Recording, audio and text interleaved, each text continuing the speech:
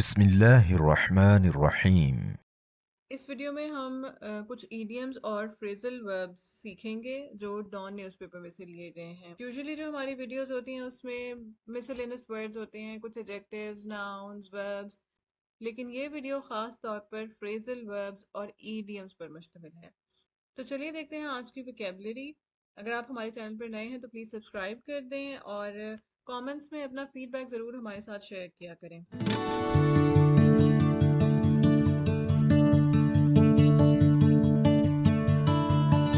First idiom جو ہم سیکھ رہے ہیں وہ ہے اپ ان دی آرمز۔ اس کا مطلب ہوتا ہے کسی کے ساتھ غصے کا اظہار کرنا۔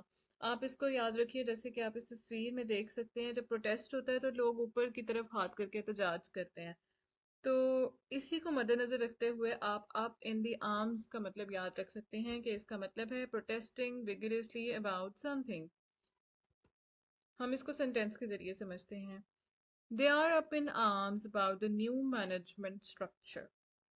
اس کے سینونیم ہوتے ہیں angry یا پھر rebellious، اور باغی یا منحرف ہم اردو میں کہہ سکتے ہیں۔ جی، تو up in the arms idiom ہے، اس کو آپ یاد رکھیں گے احتجاج سے۔ جب ہاتھ اوپر کر کے لوگ کسی چیز کے خلاف احتجاج کر رہے ہوں تو آپ اس کے لیے up in the arms بھی استعمال کر سکتے ہیں۔ پروٹیسٹ کے لیے اگر آپ ایک زیادہ لٹریری اور ڈفرینٹ ایکسپریشن دینا چاہتے ہیں تو اس کے لیے آپ اپ ان دی آرمز کا ایڈیم بھی استعمال کر سکتے ہیں۔ سنف آؤٹ، سنف آؤٹ فریزل ورب ہے اور اس کا مطلب ہوتا ہے ٹو اسٹاپ اور ڈسٹروائے سم تھنگ کمپلیٹلی، جیسے کسی کا گلا گھونٹ دینا۔ تو ہم اس کو سینٹینس کے ذریعے دیکھتے ہیں۔ An innocent child's life has been snuffed out by this senseless shooting۔ A breeze snuffed out the candle۔ blow out اس کا سینونیم ہے extinguish بھی کہہ سکتے ہیں، put out، douse، smother، choke، stamp out، یہ تمام snuff out کے synonyms ہیں۔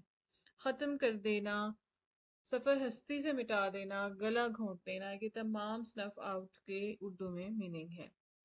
اگلا جو ایڈیم ہے وہ ہے put to the test۔ put to the test کا مطلب ہوتا ہے to cause someone or something to be in a situation that shows how strong, good, etc. that person or thing really is۔ جب آپ کسی مشکل میں ہوتے ہیں تب اصل میں آپ کی صلاحیتوں کا، آپ کی نروس کا اور آپ کے بیہیویئر کا، اور آپ اس مشکل صورتحال سے کیسے نمٹتے ہیں، کیسے اس کا سامنا کرتے ہیں، اس کا مقابلہ کرتے ہیں، اور اس سے گزرنے کے بعد آپ اپنے اندر کیا تبدیلی محسوس کرتے ہیں یا کیا گروتھ دیکھتے ہیں، کسی آسان اور کمفرٹیبل سچویشن میں نہیں پتہ چل سکتا۔ You grow whenever you come out of your comfort zone۔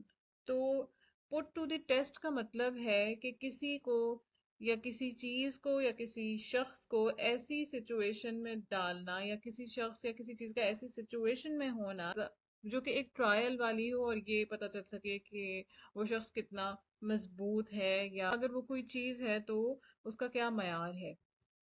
To test how good someone or something is, especially in difficult conditions۔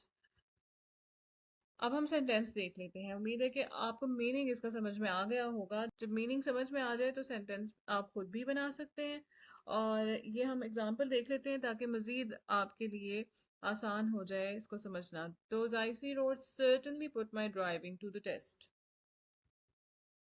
اس کے سینونیم ہوتے ہیں fly in the face of، یا پھر try یا risk۔